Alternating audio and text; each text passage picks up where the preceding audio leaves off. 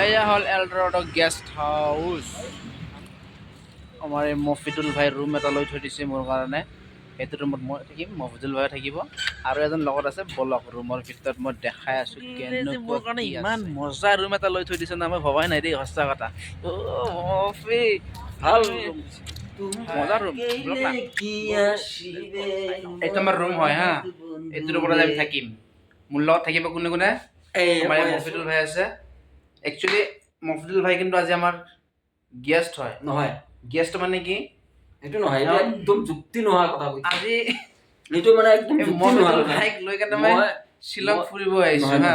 ঠিকে আছে আহিছে লৈ আহিছে আৰু মফিদুল ভাই মোৰ কাৰণে এই ৰুমটো বুক কৰিছে